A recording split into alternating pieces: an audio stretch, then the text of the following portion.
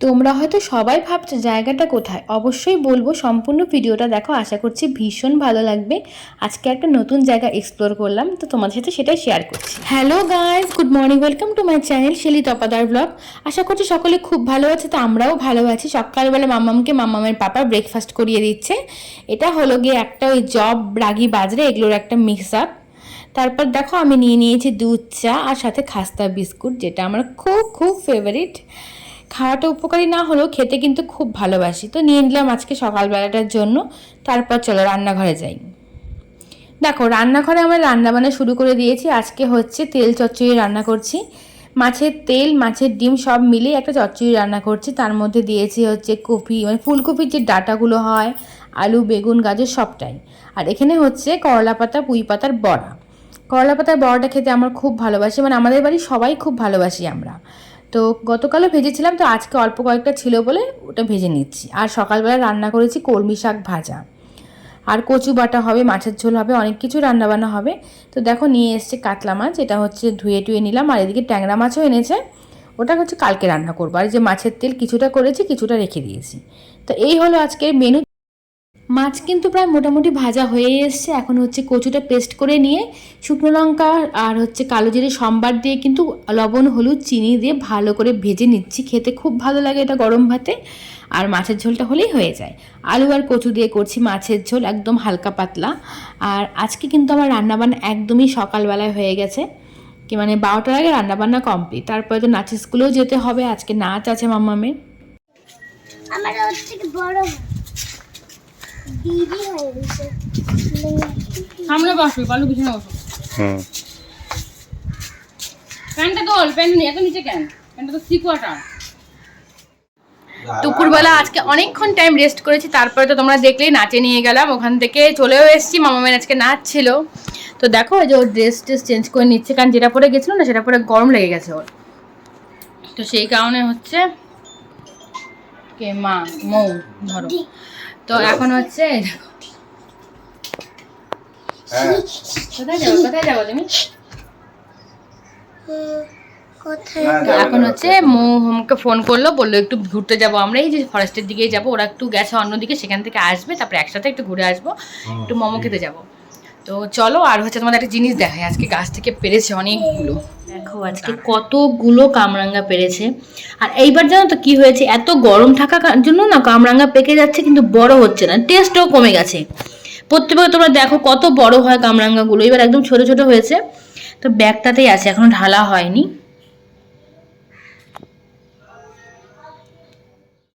হঠাৎ করে মৌ ফোন করে বললো চলো বৌদি ঘুরে আসি। তো যেই বলে সেই কাজ, নাচের স্কুল থেকে চলে এসেছি, এসে বাড়িতে কিন্তু মামামকে ড্রেসটা চেঞ্জ করিয়ে নিয়ে বেরিয়ে পড়লাম আমরা।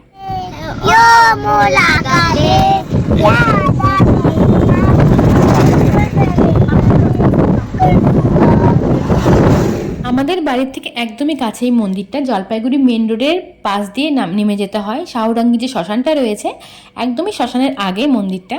ভীষণ সুন্দর, এত সুন্দর মন্দির আমরা কিন্তু আগে দেখিনি, জানতামও না।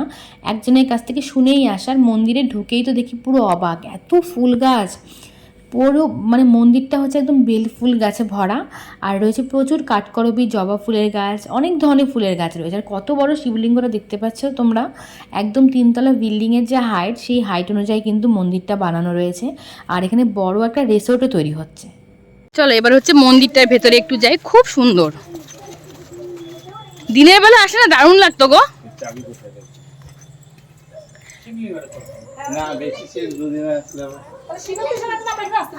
হ্যাঁ খুব সুন্দর।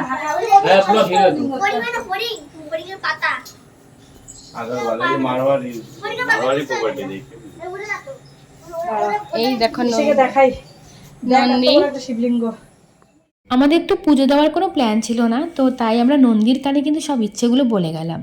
আমরা এটা মানি, মানে আমরা সবাই বাঙালিরা এটা মানি যে নন্দীর কানে যা কিছু বলবো, নন্দী কিন্তু চটজলদি সেটা শিব ঠাকুরের কাছে পৌঁছে দেবে। শিব ঠাকুর আমাদের মনের সব ইচ্ছেগুলো পূরণ করে দেবে, এরকমটাই তো মেনে আসছে বলে ছোটোবেলা থেকে আমরা। তো সেটাই কিন্তু করলাম। তো ইচ্ছে আছে একবার এসে অবশ্যই পুজো দিয়ে যাব। তো দেখো মন্দিরটা খুব সুন্দর, মানে মন্দিরে এই জায়গাটা একদমই ছোট, কিন্তু মন্দিরে যে শিবলিঙ্গটা এটা বিশাল বড়। আর জল যাওয়ার জায়গাটা তোমরা দেখতেই পেলে কতটা সুন্দর।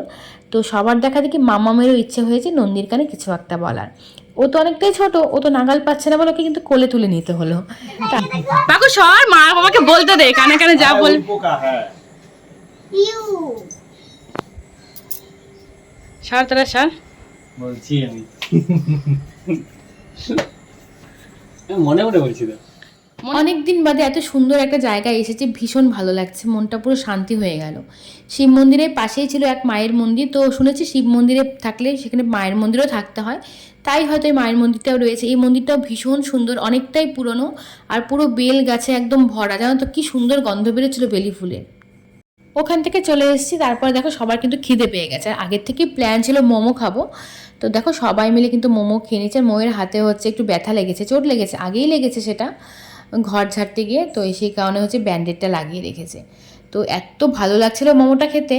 এই দোকানে ফার্স্ট টাইম আমার, ভীষণ টেস্টি মোমো, আর একদম চিকেন মোমো, 8টা করে দেয়, 50 টাকা করে, দারুণ টেস্টি খেতে। আর আমরা মোমোটা প্রায় শেষের দিকে, সেই কারণে 3 প্লেট কিন্তু মোমো, 3 প্লেট ওয়াই নিয়ে নিয়েছি, ড্রাই ওয়াই যেটা। প্রত্যেকটা জিনিস কিন্তু খেতেও দারুণ দারুণ খেতে। শুনেছি এখানে দই ফুচকাও পাওয়া যায়। তারপরে দেখো মাম্মা আমার পাকু হচ্ছে দুজনে মিলে একটু নাচ করছিল। আমরা একটুখানি বসেছিলাম এই রাস্তাটার ধারে, বসে বসে গল্প করলাম, ওরা নাচ করলো, এই আর কি। তো এইমাত্র আসলাম বাড়িতে, এখন হচ্ছে একটু রেস্ট করব, তারপরে দেখি ভাত যদি করতে হয় রাতের ভাত করব। তরকারি তো আছেই, তরকারি করতে হবে না। মা গেছে কীর্তনে, মানে মামাবাড়ি গিয়েছিল, মামাবাড়ি থেকে কীর্তনে গিয়েছে, মা তো যায়নি। আমরা 4-5 জন গেলাম, মানে দেখলি তোমরা, কুনাল পাকু আর 6 জন। ভীষণ সুন্দর লাগলো, এত সুন্দর একটা মন্দির না, সত্যি কথা। মানে এদিকে যে আছে আমরা জানি না, 2015 সালে হয়েছে, হ্যাঁ 15 সালেই হয়েছে, মানে আমরা জানি না কোনোদিন মানে এত সুন্দর এত বড় একটা শিবলিঙ্গ ওখানে আছে, ভাবিনি কোনোদিনও।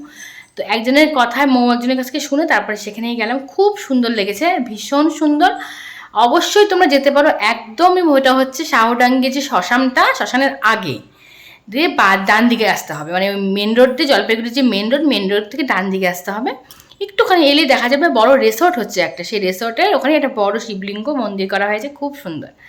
তো যাই হোক, ভীষণ ভালো লাগলো গিয়ে, খুব ভালো লাগলো। এরপর একবার পুজো দিতে যাবো, ইচ্ছে আছে। আজকে তো পুজো টুজো কিছু দিতে পারিনি, এমনিই গেলাম, যাতে যাতে সন্ধ্যাও হয়ে গেছে। আর দেখলেই তোমরা যে অন্ধকার, ফটোগুলো অন্ধকার এসছে। যাই হোক, চলো ভিডিওটা শেষ করলাম এখানেই। কেমন লাগলো অবশ্যই জানিও তোমরাও কিন্তু এসে ঘুরতে, ভালো লাগবে দেখতে, নিশ্চয়ই ভালো লাগবে। তো দেখা হচ্ছে নেক্সট ব্লগে। খুব ভালো থেকো, সুস্থ থেকো সবাই, গুড নাইট।